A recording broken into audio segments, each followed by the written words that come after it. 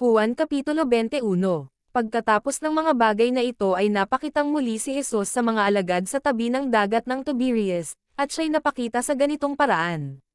Sama-sama nga si Simon Pedro, at si Tomas na tinatawag na Didimo, at si Nathanael na taga-Kana ng Galilea, at ang mga anak ni Zebedeo, at dalawa pa sa kanyang mga alagad.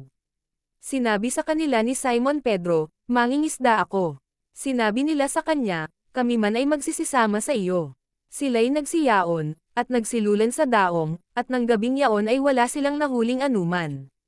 Ngunit nang nagbubukang liwayway na, si Jesus ay tumayo sa baybayin, gayon may hindi na pag-alaman ng mga alagad na yaon ay si Jesus.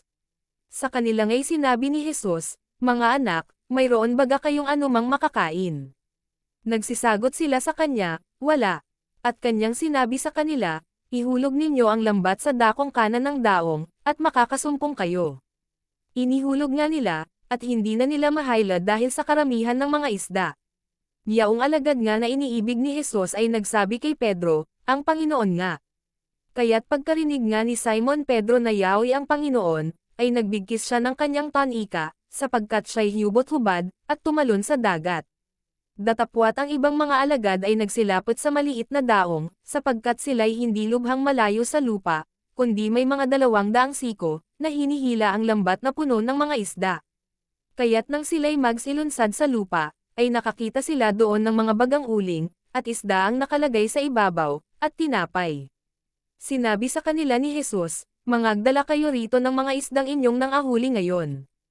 Umahan nga si Simon Pedro, at hinayla ang lambat sa lupa, puno ng malalaking isda, na 153, at sa ganoong karami ay hindi napunit ang lambat. Sinabi sa kanila ni Jesus, "Magsiparito kayo at mangagpawing gutom." At sino man sa mga alagad ay hindi nang ahas na siya'y tanungin, "Sino ka?"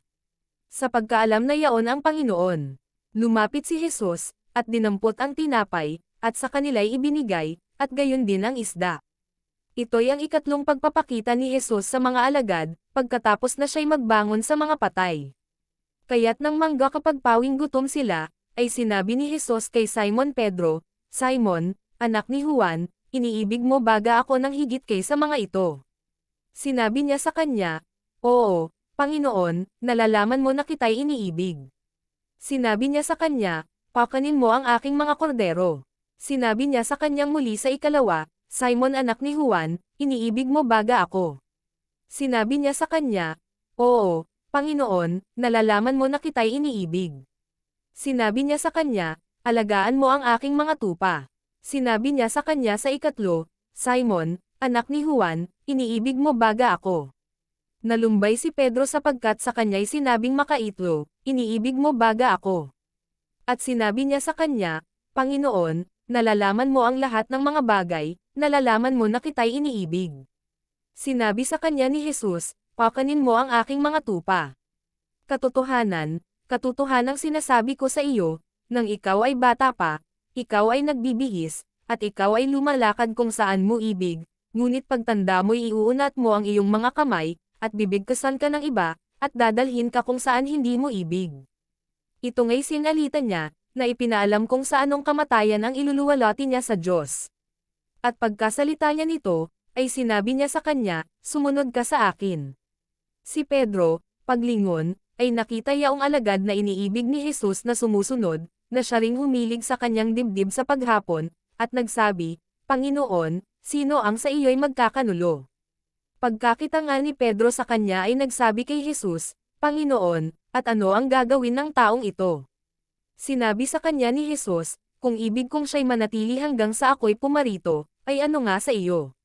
Sumunod ka sa akin." Kumalat nga ang sabing ito sa gitna ng mga kapatid, na ang alagad na yaon ay hindi mamamatay, gayon may hindi sinabi ni Jesus, sa kanya na hindi siya mamamatay, kundi, "Kung ibig kong siya'y manatili hanggang sa ako'y pumarito, ay ano nga sa iyo?"